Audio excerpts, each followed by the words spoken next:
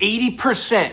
That's my estimate of AI adjacent stocks trading right now that have no real business justification for their valuation.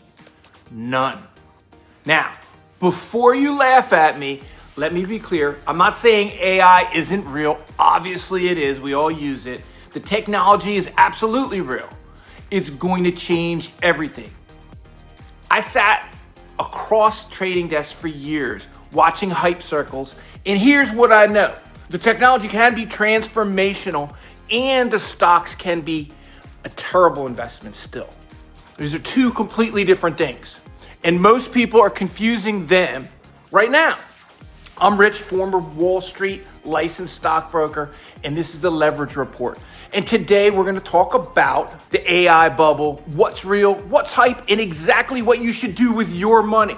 Segment 1, what makes this a bubble? Let me give you the fast version of what a bubble actually looks like. You get a real technology that genuinely changes things. Check. AI qualifies. Then you get narrative overflow. Companies that have nothing to do with that technology start slapping the word on their name and their stock goes up. We saw this in the .com era, and we're seeing it with AI right now. A shoe company added AI to their name and the stock popped. I'm not making that up. Then you get multiple expansion, meaning people start paying 40, 50, 60 times earnings for companies that haven't proven they can actually make money at scale. And the justification is always, but this time it's different. Let me tell you something. It's never different. The math always catches up. Math is math. Now here's the nuance. In the .com bubble, Amazon was real. Google was real. They survived and went on to become the biggest companies on the planet Earth. But hundreds of other companies that rode that wave went to zero. Remember pets.com? Exactly. So that's exactly what's happening here as well. Some of these AI companies are real. A lot of them are not. And right now, the market is pricing most of them like they're all going to be Amazon, which we know there's only one Amazon. Segment 2, what's real versus what's hype. So how do you know the difference? Here's the framework I use. First, does the company have actual AI revenue or just AI ambition? There's a massive difference between a company that generates real dollars from AI products and a company that says AI a lot on their earnings calls.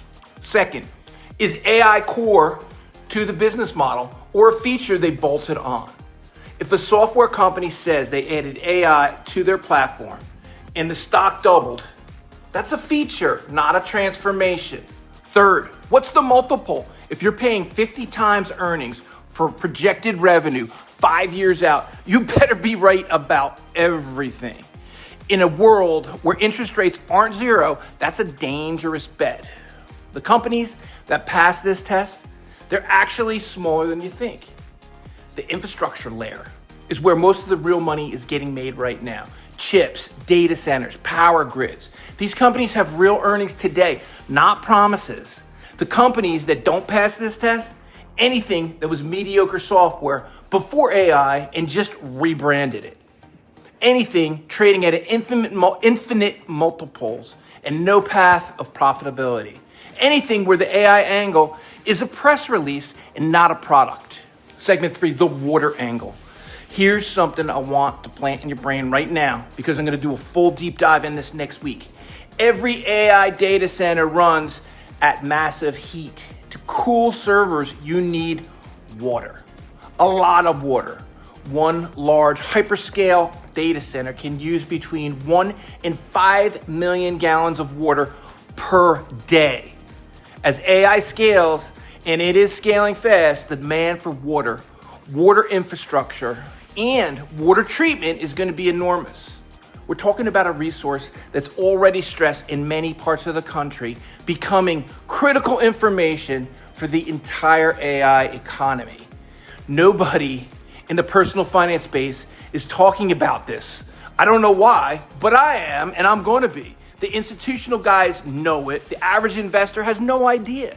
Next week, I'm going to break down exactly what that investment angle looks like for you and how you can take advantage of it, the specific sectors, the ETFs, and the individual plays, and whether this is actually as compelling as I think. So make sure you subscribe so you don't miss that one, because that one's going to be a banger. 3 moves that you can make this week. All right, 3 things you could actually do this week. Move 1, audit your AI exposure. Go into your brokerage account right now and look at every position for anything that has an AI name. Ask yourself, does this company have real revenue today? If the answer is not yet, but someday, then that's a flag. Move 2, if you're in a broad index fund like VU, you're already in AI without the concentrated risk. The S&P 500 is about 30% tech right now. You have AI exposure. You don't need to add speculative AI ETF on the top of that.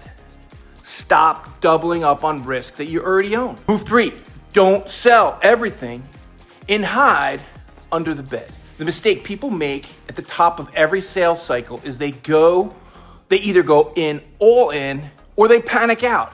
And neither is right. If you have ownership positions in high multiple speculative names, trim to a level that you can sleep with. Not 0, just trim it. The discipline here is not timing the market. It's managing your exposure so that when, not if, there's a correction in these names, you're not the guy who lost 60% because he went all in on an AI ETF in 2026. Quick, ask me anything. I got a comment last week from someone asking whether they should move their 401k into a thematic AI fund and that their advisor recommended. The short answer is no. Long answer is coming in a dedicated video, but if your advisor is pushing thematic funds right now, that's worth a real conversation about whose interests are being served. Next week, the AI water play. 1 data center, 1 million gallons per day. I'll tell you exactly what that means for your portfolio. So subscribe if you haven't. I'll see you soon. Later.